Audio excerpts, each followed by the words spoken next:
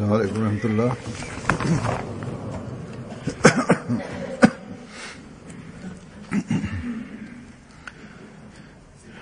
أشهد أن لا إله إلا الله وحده لا شريك له وأشهد أن محمدا عبده ورسوله أما بعد فأعوذ بالله من الشيطان الرجيم. بسم الله الرحمن الرحيم. الحمد لله رب العالمين الرحمن الرحيم مالك يوم الدين إياك نعبد وإياك نستعين اهدنا الصراط المستقيم صراط الذين أنعمت عليهم غير المغضوب عليهم ولا الضالين. يا أيها الذين آمنوا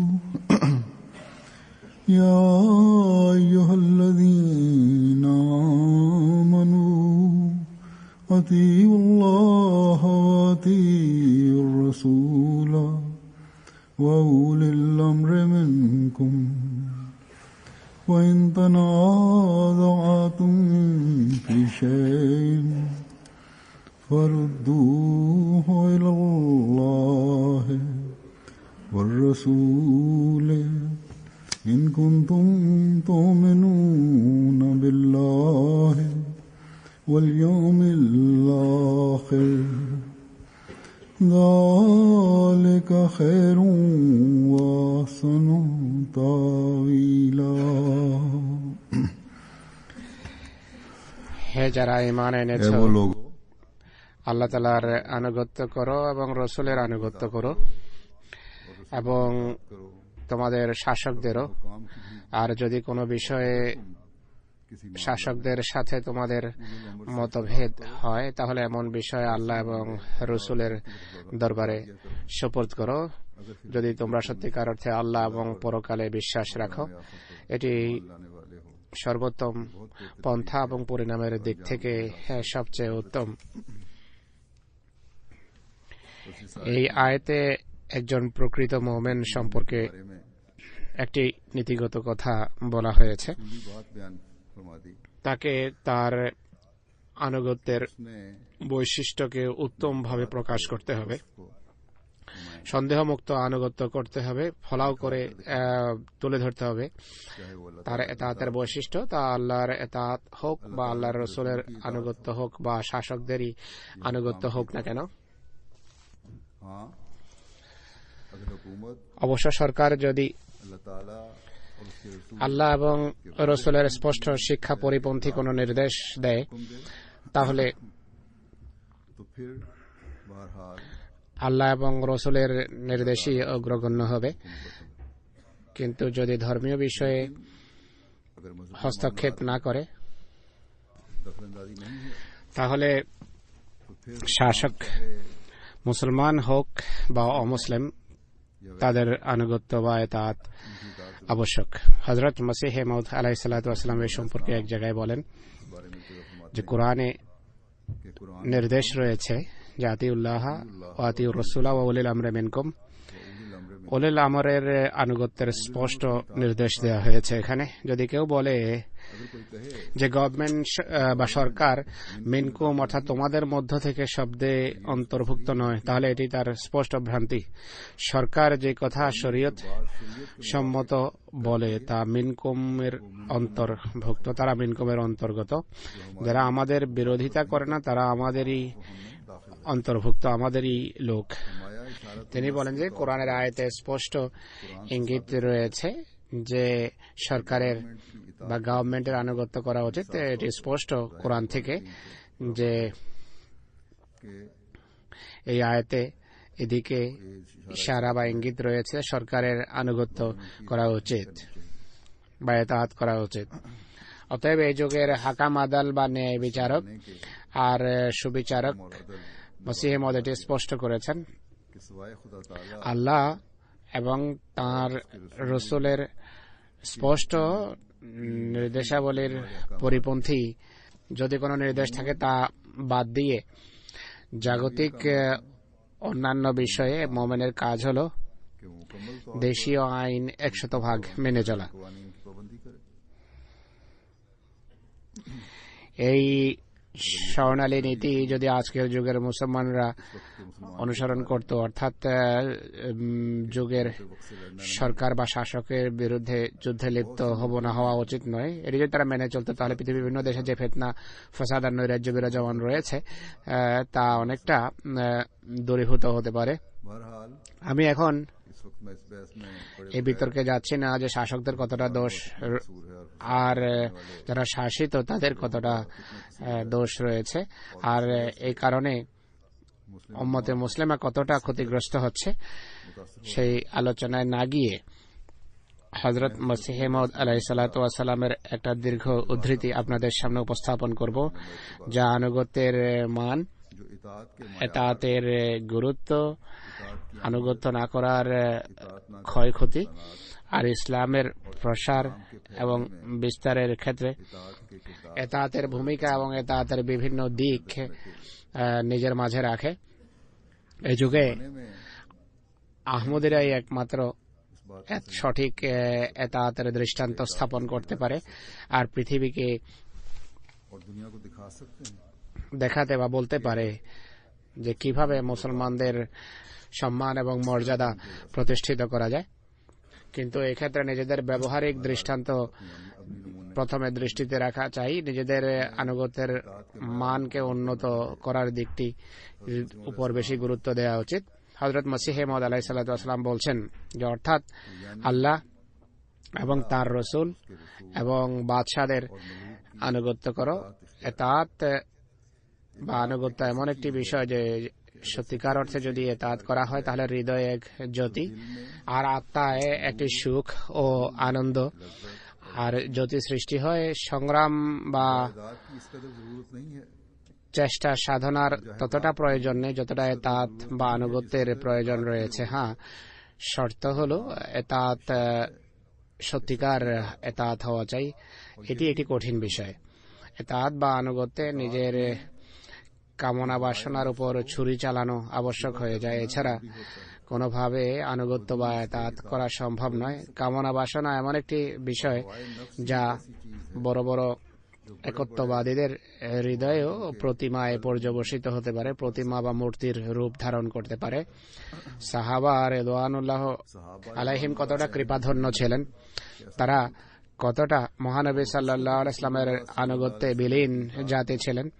फनाशुदा कौम এটি সত্য কথা যে কোনো জাতি की बात है জাতিসত্তায় রূপান্তরিত হতে পারে না। कौम नहीं তাদের মাঝে জাতিগত এবং সাম্প্রদায়িক প্রেরণা সঞ্চার করা হয় না যতক্ষণ আনুগত্যের নীতি তারা অনুসরণ না করবে। আর যদি মতভেদ এবং বিভেদ থেকেই যায় তাহলে समझ लो নিশ্চিত হতে পারো যে এগুলো পতনের এবং পশ্চাৎপদতারই লক্ষণ।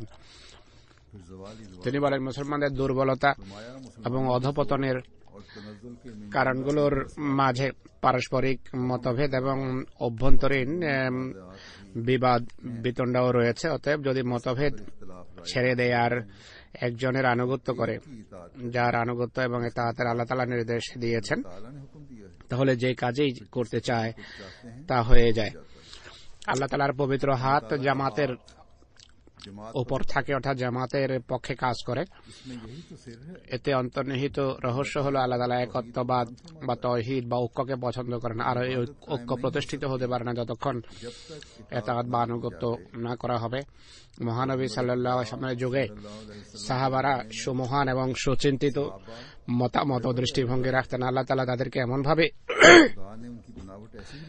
গঠন করেছিলেন যে তারা রাজনীতির নীতিমালা সম্পর্কে সবিশেষ অবহিত ছিলেন। কেননা চূড়ান্ত পর্যায়ে তারা, অর্থাৎ হযরত আবু বকর, হযরত ওমর রাদিয়াল্লাহু আনহুম এবং অন্যান্য সাহাবারা যখন খলিফা নির্বাচিত হন, তাদের হাতে রাজত্ব আসে। তারা যত সুন্দরভাবে এবং সুব্যবস্থার সাথে রাজত্বের বাগডোর নিয়ন্ত্রণ করেছেন, তা থেকে স্পষ্টভাবে বোঝা যায় যে তাদের মতামত, সুচিন্তিত মতামত প্রদানের কত অসাধারণ যোগ্যতা ছিল। কিন্তু মহানবী সাল্লাল্লাহু আলাইহি সাল্লামের তাদের অবস্থা দেখুন, যেখানে মহানবী কিছু বলেছেন, তারা নিজেদের সকল মতামত এবং নিজেদের সকল জ্ঞান ও বুদ্ধিকে তুচ্ছ জ্ঞান করেছেন। আর আল্লাহ তাআলার রাসূল যা কিছু বলেছেন সেটিকেই অবশ্য অনুসরণীয় জ্ঞান করেছেন। আনুগত্যের মাঝে যে তারা কত বিলীন ছিলেন তা দেখুন। তার ওযুর অবশিষ্ট পানিকে বরকতময় জ্ঞান করতেন। যদি তাদের মাঝে ইতাআত এবং সমর্পণের বৈশিষ্ট্য না থাকতো, বরং সবাই নিজ নিজ দৃষ্টিভঙ্গিকে অগ্রগণ্য মনে করতেন আর ভেদাভেদ দেখা দিত, তাহলে তারা এত মহান পদমর্যাদা লাভ করতে পারতেন না। আমার মতে শিয়া সুন্নিদের মধ্যকার বিবাদ মীমাংসার জন্য একটি প্রমাণই যথেষ্ট যে সম্মানিত সাহাবাদের মাঝে পারস্পরিক ভেদাভেদ,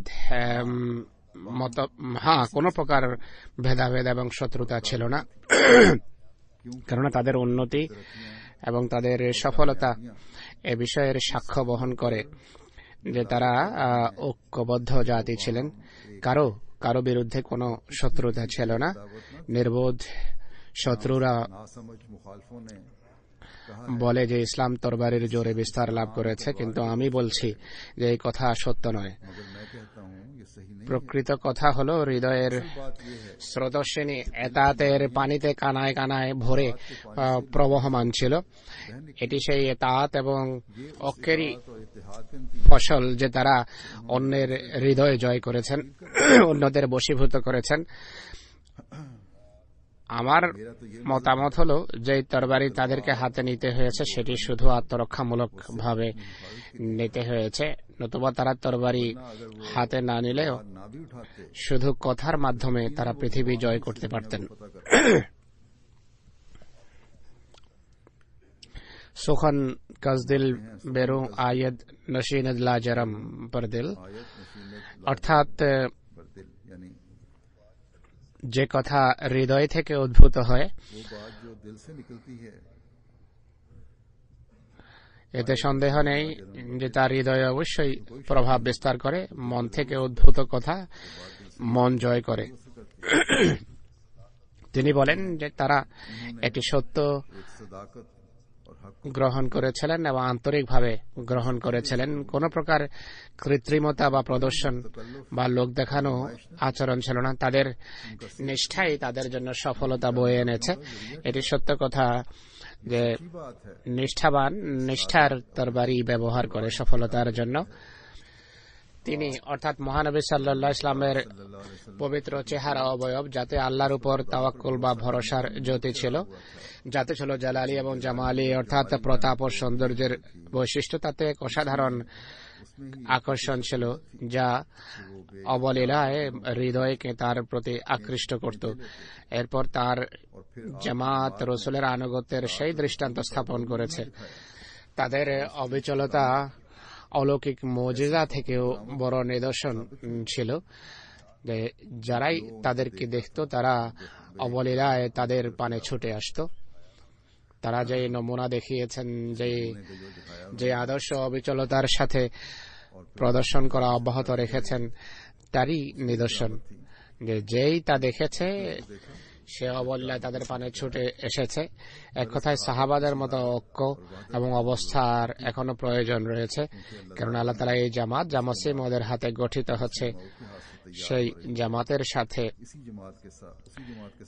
সম্পৃক্ত করেছেন বা অন্তর্ভুক্ত করেছেন যা মহানবী সাল্লাল্লাহু আলাইহি ওয়াসাল্লাম গঠন করেছেন। আর জামাতের উন্নতি এমন লোকদের আদর্শের মাধ্যমে হয়ে থাকে। তাই তোমরা যারা মসিহ মওউদের জামাত আখ্যায়িত হয়ে সাহাবাদের জামাতের সাথে মিলিত হওয়ার বাসনা রাখো, নিজেদের মাঝে সাহাবাদের বৈশিষ্ট্য সৃষ্টি করা। আনুগত্য হলে এমনই হওয়া উচিত, পারস্পরিক ভালোবাসা, ভ্রাতৃত্ববোধ এমনই হয়ে থাকে। সকল রং, সকল বৈশিষ্ট্যে, সকল ক্ষেত্রে তোমরা সেই রং এবং বৈশিষ্ট্য ধারণ করো যা সাহাবাদের ছিল।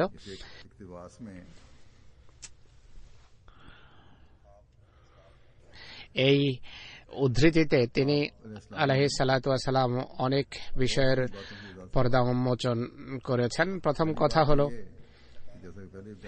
আল্লাহ তাআলার আনুগত্য করো, আল্লাহর ইতাআত করো, আল্লাহর রাসূলের আনুগত্য করো। এরপর উলিল আমর অর্থাৎ তোমাদের সরদার এবং শাসকদের আনুগত্য করো। এতে সরকারের ব্যবস্থাপনাও এসে যায় এবং জামাতের ব্যবস্থাপনাও এর অন্তর্ভুক্ত। আর খেলাফতের ইতাআত এবং আনুগত্য এই উভয়ের আনুগত্য থেকে বেশি গুরুত্ব রাখে, কেননা খেলাফত আল্লাহ এবং রসুলের নির্দেশই পৃথিবীতে প্রতিষ্ঠিত করে। জামাতের নিজাম বা ব্যবস্থাপনা খেলাফতের অধীনস্থ, আর এটি খেলাফতেরই সৌন্দর্য যে অনেক সময় জামাতের ব্যবস্থাপনাকে পরিচালনার জন্য নিযুক্ত কর্মী এবং জামাতের সদস্যদের সম্পর্কের মাঝে যদি কোনো ঝগড়া এবং বিবাদ দেখা দেয়, খলিফা ওয়াক্ত নিজেই তার সমাধান করেন।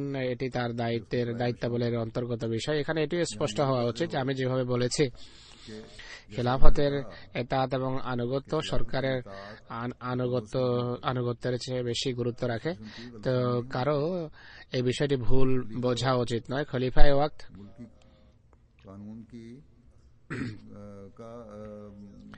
দেশীয় আইন সবচেয়ে বেশি সচেতনতার সাথে মেনে নিজেই চলেন এবং মানান। হযরত মসিহ মওউদ আলাইহিস সালাতু ওয়াস সালাম এক জায়গায় বলেন যে উলুল আমর বলতে জাগতিক দৃষ্টিকোণ থেকে বাদশাকে বোঝায় এবং আধ্যাত্মিক দৃষ্টিকোণ থেকে যুগ ইমামকে বোঝায়। তো সরকারের জাগতিক নিয়মের সমান্তরালে একটা আধ্যাত্মিক ব্যবস্থাপনাও কাজ করে এবং করতে পারে। আমরা সৌভাগ্যবান যে এই আধ্যাত্মিক ব্যবস্থাপনার আমরা অংশ। আর যুগ ইমাম প্রবর্তিত ব্যবস্থাপনা প্রতিষ্ঠিত করার জন্য আল্লাহ তাআলা খেলাফত ব্যবস্থা প্রবর্তন করেছেন, যা আল্লাহ এবং রসুলের অনুশাসন হৃদয়ে প্রতিষ্ঠার সংগ্রামে এবং চেষ্টায় রত থাকে। আর ঝগড়া এবং বিতণ্ডার পরিস্থিতিতে আল্লাহর নির্দেশ অনুসারে, আল্লাহ এবং তার রসুলের নির্দেশ অনুসারে সিদ্ধান্ত করে থাকে।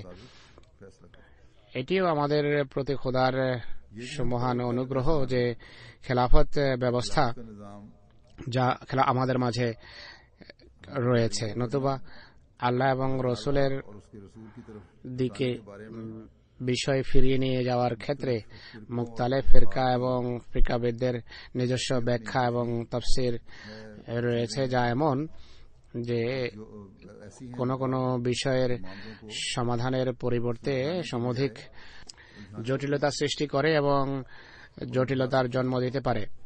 অনুরূপভাবে সরকারের সাথে লেনদেনের ক্ষেত্রেও ভিন্ন ভিন্ন দৃষ্টিভঙ্গি বিভিন্ন সমস্যার জন্ম দিতে পারে।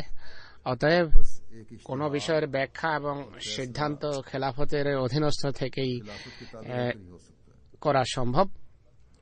এর জন্য আহমদীরা যতই কৃতজ্ঞতা প্রকাশ করুক না আল্লাহ তাআলার, তা যথেষ্ট হবে না। আর এই কৃতজ্ঞতার বহিঃপ্রকাশ ঘটতে পারে খেলাফতের পূর্ণ আনুগত্যের মাধ্যমে। হযরত মসিহ ইসলাম এছাড়া এই কথাও বলেছেন, আর যা অত্যন্ত গুরুত্বপূর্ণ একটি কথা, যে আন্তরিকভাবে যদি আনুগত্য করা হয় তাহলে হৃদয়ে এক জ্যোতি এবং আত্মায় এক ধরনের আনন্দ, প্রশান্তি এবং আলো সৃষ্টি হয়। নিঃসন্দেহে এর অর্থ হলো আধ্যাত্মিক ব্যবস্থাপনার আনুগত্য। और ये मयार है हर एक এটি প্রত্যেক ব্যক্তির নিজের ব্যক্তিগত আনুগত্যের মানকে যাচাইয়ের জন্য একটা মাপকাঠি, যে হৃদয়ে কি জ্যোতি সৃষ্টি হচ্ছে, আত্মা কি প্রশান্তি বোধ করছে, আত্মায় কি জ্যোতি সৃষ্টি হচ্ছে। প্রত্যেক ব্যক্তি যদি এটি নিয়ে ভাবে এবং চিন্তা করে, প্রণিধান করে, তাহলে নিজের এতাআতের মান সে নিজেই যাচাই করতে পারবে যে কোন মানে কোন পর্যায়ে সে রয়েছে, সে কতটা আল্লাহর আনুগত্য করছে আর কতটা রসুলের এতাআত করছে আর কতটা হযরত মসিহ মউদ আলাইহিস সালাতু ওয়াস সালামের মাধ্যমে প্রতিষ্ঠিত খেলাফত ব্যবস্থার সে আনুগত্য করছে। যদি আল্লাহ এবং রসুলের আনুগত্যের মাধ্যমে কোন জ্যোতি লাভ না হয়, তিনি বলেন যে সবকিছু তাহলে অর্থহীন। সরকারের আনুগত্যের ফলে শান্তি হয়তো প্রতিষ্ঠিত হবে, কিন্তু আধ্যাত্মিক জ্যোতি এবং আধ্যাত্মিক স্বাদ ও আনন্দ আধ্যাত্মিক ব্যবস্থাপনার আনুগত্যের মাধ্যমেই লাভ হতে পারে। এরপর আধ্যাত্মিক মানকে উন্নয়নের জন্য তিনি একটি কথা যা বর্ণনা করেছেন তা হল, তিনি বলেন সংগ্রাম এবং সাধনার তত প্রয়োজন নেই যতটা আনুগত্যের প্রয়োজন রয়েছে। মানুষ যতই চেষ্টা প্রচেষ্টা বা সাধনা আর সংগ্রাম করুক না কেন, যদি আনুগত্য এবং এতাআত না করে, তাহলে মানুষ আধ্যাত্মিক আনন্দ, আধ্যাত্মিক স্বাদ এবং আধ্যাত্মিক জ্যোতিও লাভ করতে পারে না এবং জীবনের শান্তিও আসতে পারে না। যারা নিজেদের নামাজ এবং ইবাদত নিয়ে অনেক গর্ব করে আর আনুগত্য থেকে বেরিয়ে যায়, এতাআত ছেড়ে দেয়, তারা খোদার ফজল এবং কৃপা রাজির উত্তরাধিকারী হতে পারে না। এরপর এতাআতের সঠিক মানে উপনীত হওয়ার জন্য একটি গুরুত্বপূর্ণ কথা যা তিনি বর্ণনা করেছেন তা হল, আনুগত্যের ক্ষেত্রে আনুগত্য করতে গিয়ে কামনা বাসনার উপর ছুরি চালানো আবশ্যক। নিজের অহংকারকে পদদলিত করতে হবে, নিজের আমিত্বের গলায় ছুরি চালাতে হবে, নিজের চাওয়া পাওয়াকে আল্লাহ এবং তার রসুলের ইচ্ছার অধীনস্থ করতে হবে। তাহলেই এতাআতের ক্ষেত্রে প্রকৃত মানে উপনীত হওয়া সম্ভব হবে। নতুবা তিনি বলেন এছাড়া আনুগত্য বা এতাআত করা সম্ভবই নয়। তিনি বলেন বড় বড় একত্ববাদীদের হৃদয়েও প্রতিমা মাথা চারা দিতে পারে। এমন মানুষ যারা এক আল্লাহর ইবাদতকারী, যারা বলে যে আমরা এক আল্লাহকে মানি,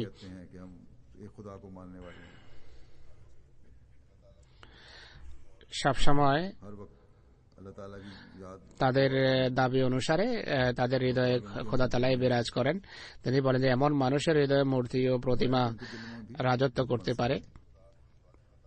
নিঃসন্দেহে এক আল্লাহর ইবাদতের দাবি থাকতে পারে, কিন্তু অহংকার ও আত্মশ্লাঘার মূর্তি এবং প্রতিমা তাদের হৃদয়ে বদ্ধমূল থাকে, যা এক পর্যায়ে গিয়ে মানুষকে সামান্য আনুগত্য থেকে বঞ্চিত রাখে। বড় বড় বিষয়ের ক্ষেত্রে আনুগত্য তো দূরের কথা।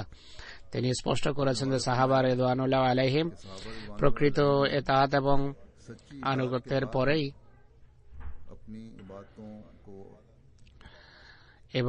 আনুগত্যের বা ইবাদতের সেই সুমহান ফলাফল লাভ করেছেন, যা আজকে আমাদের জন্য অনুকরণীয় দৃষ্টান্ত। এক হাদিসে এসেছে, তিনি সাল্লাল্লাহু আলাইহি ওয়াসাল্লাম এতাআত কিভাবে করা উচিত সেই সম্পর্কে বলেন যে হাবশী কোন কৃতদাসও যদি তোমাদের আমির নিযুক্ত করা হয়, তার এতাআত এবং আনুগত্য করো। তিনি বলেন যে কিশমিশের দানার মতো মাথা ধারী ব্যক্তিও যদি আমির নিযুক্ত হয়, তার আনুগত্য করো। অর্থাৎ বিবেক বুদ্ধির দিক থেকে যদি তার ত্রুটিও থাকে, তবুও তার এতাআত এবং আনুগত্য করো। হযরত মসিহ মউদ আলাইহিস সালাতু ওয়াস সালাম জাতিগত উন্নতিকে আনুগত্যের সাথে সম্পৃক্ত করে এটি স্পষ্ট করেছেন যে কোন জাতি আখ্যায়িত হতে পারে না এবং তাদের মাঝে জাতিগত, সম্প্রদায়গত এবং ঐক্যের প্রেরণা সৃষ্টি হতে পারে না যতক্ষণ পর্যন্ত আনুগত্যের নীতি অনুসরণ না করবে। অতএব এই নীতি অনুসরণের মাঝেই উন্নতির রহস্য নিহিত। রাসূল করিম সাল্লাল্লাহু আলাইহি ওয়াসাল্লাম এই কথাও বলেছেন যে উন্নতি জামাতবদ্ধভাবে থাকার মাঝে, যোগ ইমামের কথা শোনার মাঝে এবং আনুগত্যের মাঝেই নিহিত। এছাড়া উন্নতি লাভ করা সম্ভব নয়। আজকে এই মূল কথাকে যদি মুসলমানরা বুঝে, তাহলে এমন মহান এক শক্তিতে তারা পরিণত হতে পারে যাদের পৃথিবীর কোনো শক্তি মোকাবেলা করতে পারবে না। কিন্তু আমরা যারা আহমদী আখ্যায়িত হই, हम जो अहमदी कहलाते हैं, আমাদেরকে हमें পূর্ণ আনুগত্যের মানদণ্ডে পাশ করতে হবে। এতাত इताअत বা আনুগত্য को रूहानी जमातों के लिए तो আধ্যাত্মিক জামাতের জন্য अंजाम के আল্লাহ তাআলা পরিণামের দিক থেকে সর্বোত্তম আখ্যায়িত করেছেন। আর এটি সত্য কথা যে আনুগত্য করলে পরিণাম অবশ্যই শুভ হবে, अंजाम बेहतर होगा ही, এর মাধ্যমে বিপ্লব আসবে, বিপ্লব সাধিত হবে। पैदा होगा। কিন্তু लेकिन বিভিন্ন জাগতিক ব্যবস্থাপনায়ও दुनियावी निजामों में भी हम देखते हैं আমরা দেখি যে আনুগত্যের যে স্পিরিট বা প্রেরণা কত বিস্ময়কর ঘটনা ঘটিয়েছে। ইতিহাসে আমরা নেপোলিয়ন সম্পর্কে দেখি এবং পড়ি।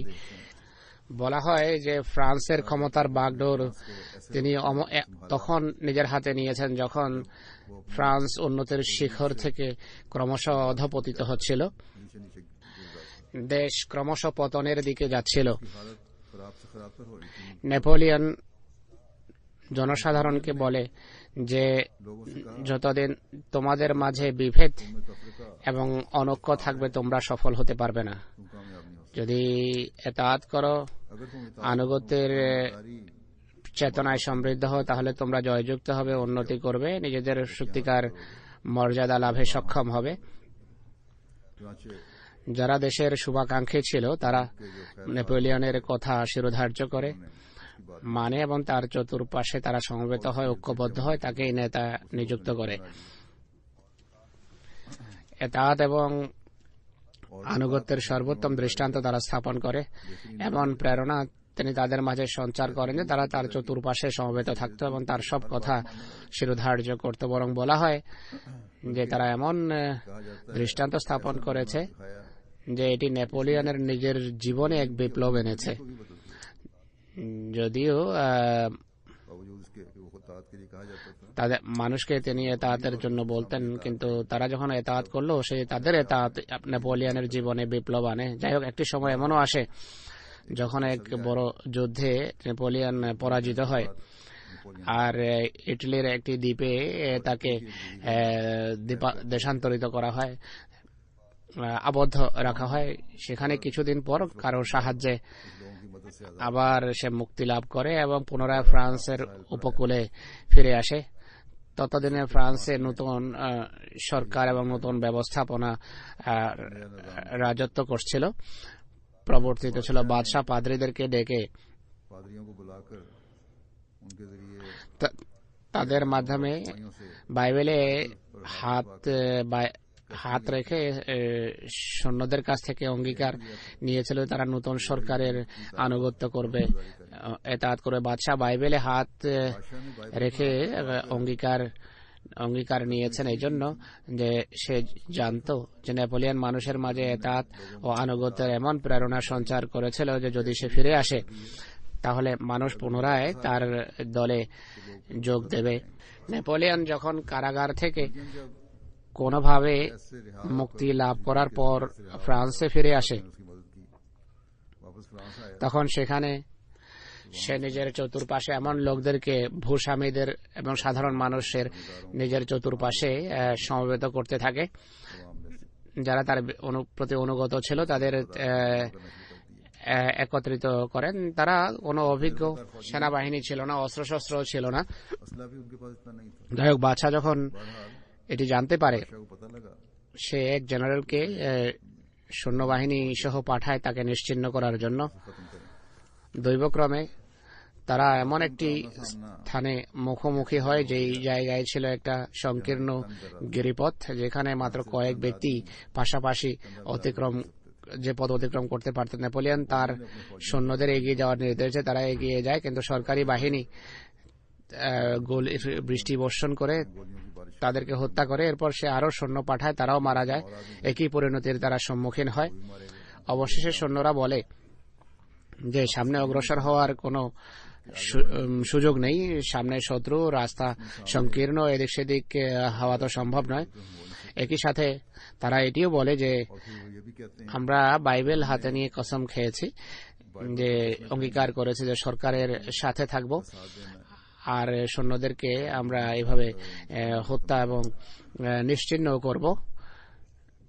बहरहाल যাই হোক, আমরাও পুরোপুরি আক্রমণ করতে পারছি না, কেননা গিরিপথ খুবই সংকীর্ণ আর और मारे जाते हैं আমরাই প্রাণ হারাচ্ছি। নেপোলিয়ন নিজেই যেহেতু সেই সরকারি বাহিনীকে প্রশিক্ষণ দিয়েছিলেন, আনুগত্য এবং প্রেরণার আনুগত্যের প্রেরণায় তাদের সমৃদ্ধ করেছিলেন।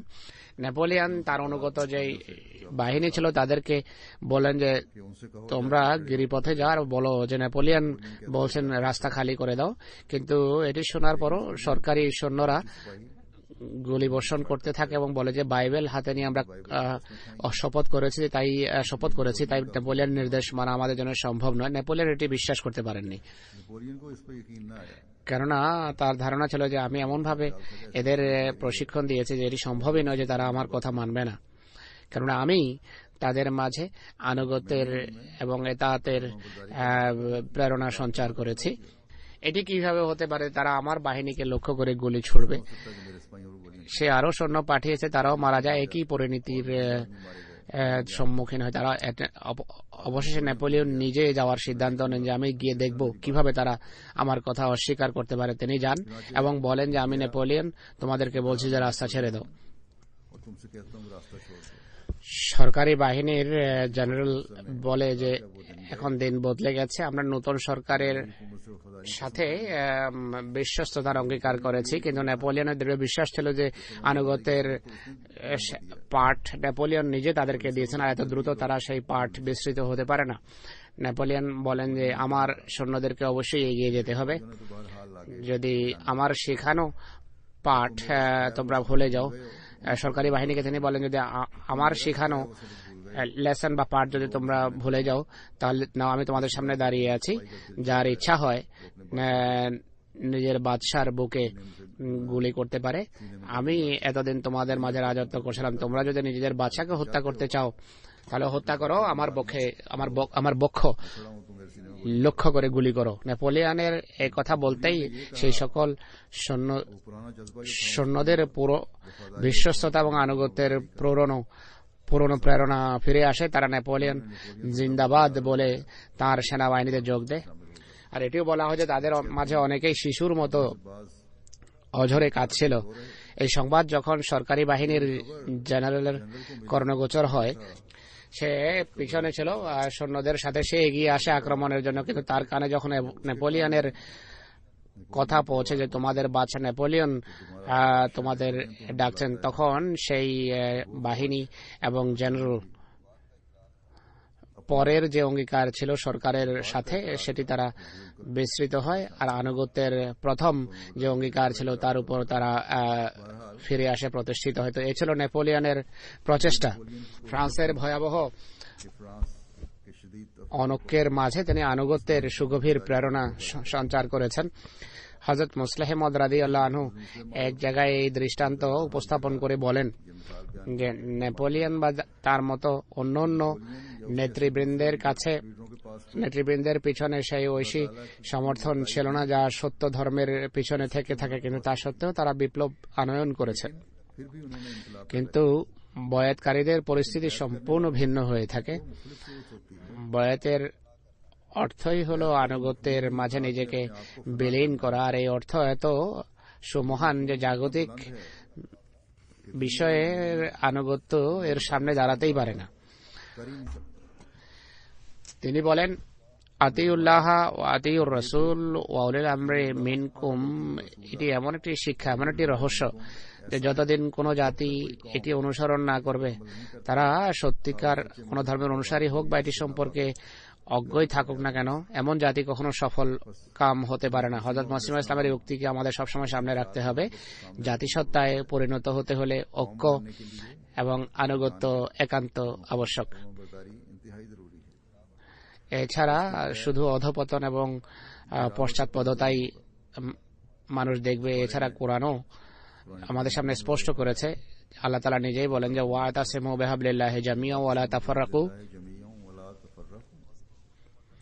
ওয়াযকুরু নি'মাতাল্লাহি আলাইকুম ইয কুনতুম আ'দাআন ফাআল্লাফা বাইনা কুলুবিকুম ফাসবাহতুম বিনি'মাতিহি ইখওয়ানা फसबातुम बिनेमतिही इखवाना ওয়া কুনতুম আলা শাফা হুফরাতিন মিনান নার अला शफा हुफरतिन मिनन ফাআনকাযাকুম মিনহা वअनकज़कुम मिनहा কাযালিকা ইউবাইয়িনুল্লাহু লাকুম আয়াতিহি লাআল্লাকুম তাহতাদুন। आयातिही लअल्लकुम तहतदून।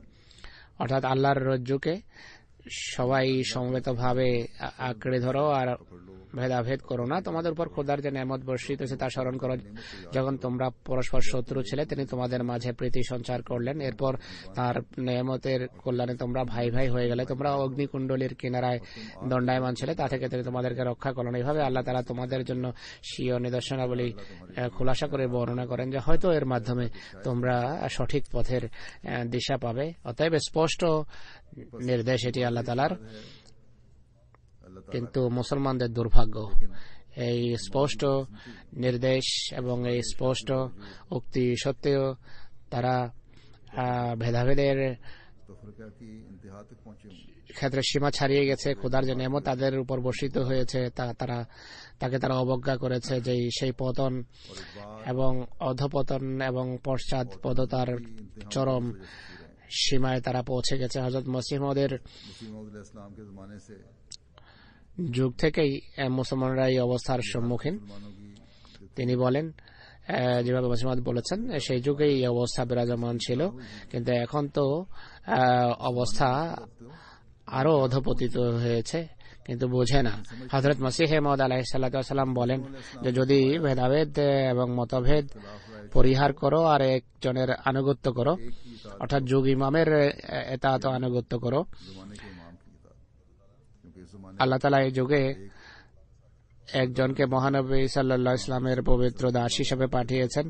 তিনি হলেন হযরত মসিহ মাউদ আলাইহিস সালাতু ওয়াস সালাম। তিনি বলেন যে এই আনুগত্য করে আমরা দেখবে সকল কাজে কিভাবে বরকত সৃষ্টি হবে। আল্লাহ তাআলা এদেরকে বিবেক বুদ্ধি দেন। তিনি বলেন খোদার হাত জামাতের অনুকূলে কাজ করে, খোদার কুদরত জামাতের পক্ষে প্রকাশ পায়। আর মহানবী সাল্লাল্লাহু আলাইহি ওয়াসাল্লামের বিভিন্ন উক্তিতে আমরা এটি দেখতে পাই। যতক্ষণ পর্যন্ত এই ঐক্য প্রতিষ্ঠিত না হবে আল্লাহ তাআলা আল্লাহকেও পাবে না এবং অন্যান্য সফলতাও আসবে না। আল্লাহকেও তারাই পায়। তাওহীদ বা ঐক্যের বা একত্ববাদের প্রকৃত অর্থ এবং মর্ম তারাই বোঝে যাদের ভিতর একতা থাকে। তাই শুধু এই কথা নিয়ে আনন্দিত হলে চলবে না যে আমরা বয়াত করেছি। বয়াতের প্রকৃত মান অর্জন আবশ্যক।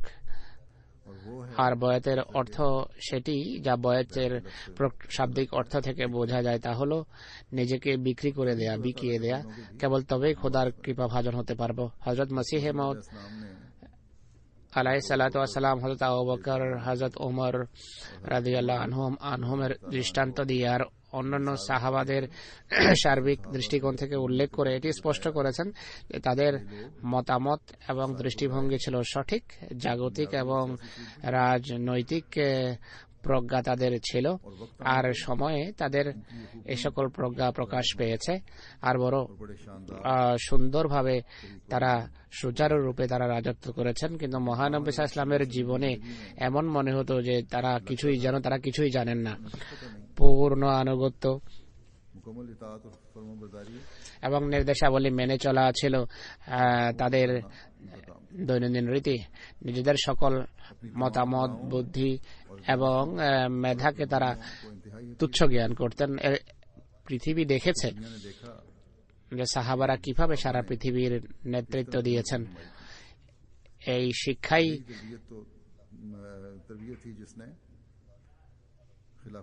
ছিল যার ফলে খেলাফতের রাশেদার যুগে আনুগত্যের সুমহান দৃষ্টান্ত প্রতিষ্ঠিত হয়েছে। ইতিহাসে একটা ঘটনা আমরা দেখতে পাই। হযরত আবু ওবায়দা রাদিয়াল্লাহু আনহুর বুদ্ধি, মেধা, স্বার্থহীনতা এবং জাতিগত স্বার্থকে অগ্রগণ্য করা দৃষ্টান্ত এটি। হযরত আবু ওবায়দা যুদ্ধকালে হযরত ওমরের পত্র পেয়েছেন, যাতে হযরত ওমর রাদিয়াল্লাহু আনহু, হযরত ওমরের পত্র এসেছে, হযরত আবু বকর রাদিয়াল্লাহু আনহুর ইন্তেকালের কথা তাতে উল্লেখ করা হয়েছে। হযরত ওমর হযরত খালিদ বিন ওয়ালিদকে অপসারণ করে হযরত আবু ওবায়দাকে সেনাবাহিনীর আমির নিযুক্ত করেন। হযরত আবু ওবায়দা হযরত খালিদকে বৃহত্তর জাতিগত স্বার্থের নিরিখে ততক্ষণ তাকে এটি অবহিত করেন যতক্ষণ পর্যন্ত দামেস্কবাসীদের সাথে চুক্তি হয়নি। আর চুক্তিপত্রে দামেস্কবাসীদের সাথে শান্তির চুক্তিপত্রে দস্তখত করিয়েছেন খালিদ বিন ওয়ালিদের হাতে। হযরত খালিদ বিন ওয়ালিদ পরে এটি জানতে পেরেছেন যে আমাকে তো অপসারণ করা হয়েছিল আর তাকে সেনাপতি নিযুক্ত করা হয়েছে। তিনি এরপর অভিযোগ করেন হযরত খালিদ বিন ওয়ালিদ, কিন্তু হযরত আবু ওবায়দা সেটিকে অবজ্ঞা করেন এবং খালিদ বিন ওয়ালিদের কার্যক্রমের ভূয়সী প্রশংসা করেন। ইসলামী মুসলমান জেনারেল হযরত খালিদ বিন ওয়ালিদ তখন খেলাফতের আনুগত্যের সুমহান দৃষ্টান্ত স্থাপন করে বলেন যে, হে মানব মণ্ডলী, এই উম্মতের আমিন তোমাদের সেনাপতি নিযুক্ত হয়েছেন। হযরত আবু ওবায়দাকে মহানবী সাল্লাল্লাহু আলাইহি ওয়াসাল্লাম আমিন উপাধি দিয়েছিলেন।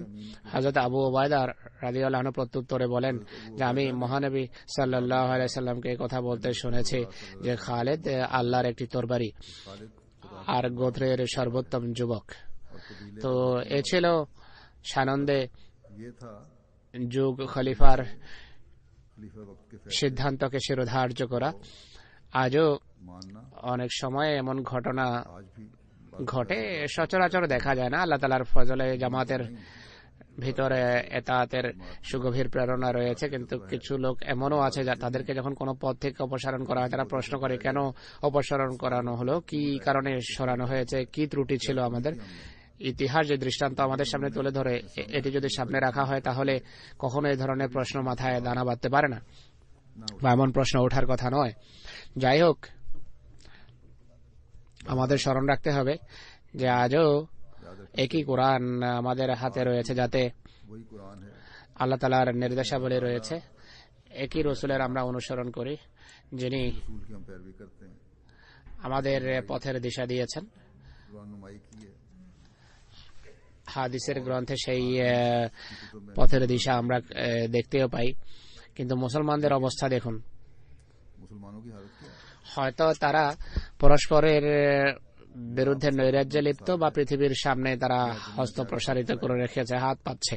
হযরত মসিহ মাউদ আলাইহিস সালাতু ওয়াস সালাম বলেন, আজকে এই যে বিভেদ রয়েছে, শিয়া সুন্নির যে ঝগড়া বিবাদ রয়েছে, বরং এখন তো আরো বহু দলে উপদলেরা টুকরো টুকরো হয়েছে। এটি আনুগত্য ছেড়ে দেওয়ার কারণে, তাত না করার কারণে হচ্ছে এই পতন। আজকে যদি এরা ঐক্যবদ্ধ হয় তাহলে বিরোধীদের এই আপত্তিও বাতাসে উবে যাবে যে ইসলাম তরবারের মাধ্যমে বিস্তার লাভ করেছে। সাহাবাদের ঐক্য এবং আনুগত্য এমন ছিল যে এটি মানুষের হৃদয়ে জয় করেছে।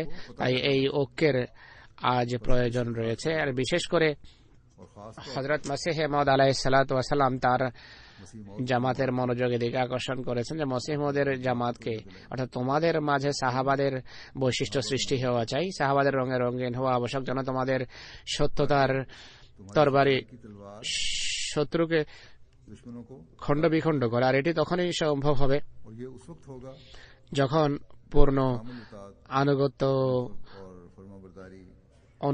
অনুবর্তিতার চেতনা আমাদের সবার মাঝে সৃষ্টি হবে। সবাই যদি নিজের মাঝে এই বৈশিষ্ট্য সৃষ্টির চেষ্টা করে তাহলে সম্ভব হবে। যদি আল্লাহ এবং তার রাসূলের পূর্ণ আনুগত্য করা হয় তাহলে সেই জ্যোতি এবং সেই নূর থেকে অংশ লাভ হবে যা মহানবী হযরত মুহাম্মদ সাল্লাল্লাহু আলাইহি ওয়াসাল্লামকে দেয়া হয়েছে। তো এটি অনেক বড় একটি দায়িত্ব এক আহমদীর, অর্থাৎ হযরত মসিহ মাউদ আলাইহিস সালাতু ওয়াস সালামের হাতে বয়াত করার পর আতিউল্লাহ ওয়া আতিউর রাসূল ওয়া উলিল আমরি মিনকুম এর এমন দৃষ্টান্ত স্থাপন করুন যা পৃথিবীর মনোযোগ নিজেদের প্রতি আকৃষ্ট করবে। এই অস্ত্রের মাধ্যমে আমরা পৃথিবীর মন জয় করতে পারবো, আর এর মাধ্যমেই পৃথিবীকে আল্লাহ এবং রাসূলের পবিত্র চরণে উপস্থিত করতে পারবো।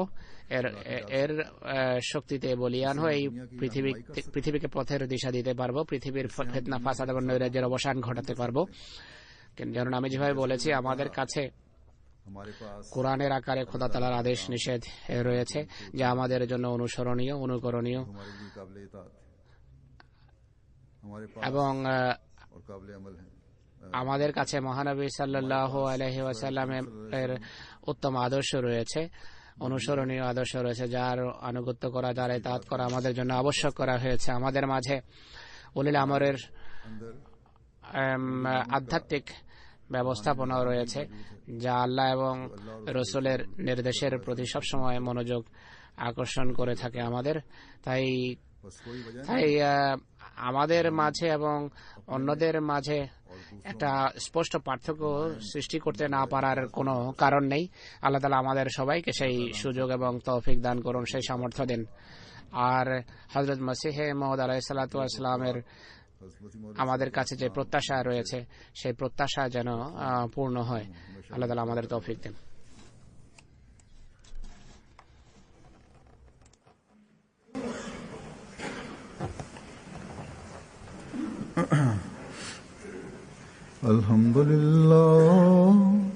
আলহামদুলিল্লাহ নাহমাদুহু ওয়া নাস্তাঈনুহু ওয়া নাস্তাগফিরুহু ونؤمن به ونتوكل عليه ونعوذ بالله من شرور أنفسنا ومن سيئات أعمالنا من يهده الله فلا مضل له ومن يضلل فلا هادي له ونشهد أن لا إله إلا الله ونشهد أن محمدا عبده ورسوله عباد الله رحمكم الله إن الله يأمر بالعدل والإحسان وإيتاء ذي القربى وينهى عن الفحشاء والمنكر والبغي يعظكم لعلكم تذكرون اذكروا الله يذكركم وادعوه يستجب لكم ولذكر الله أكبر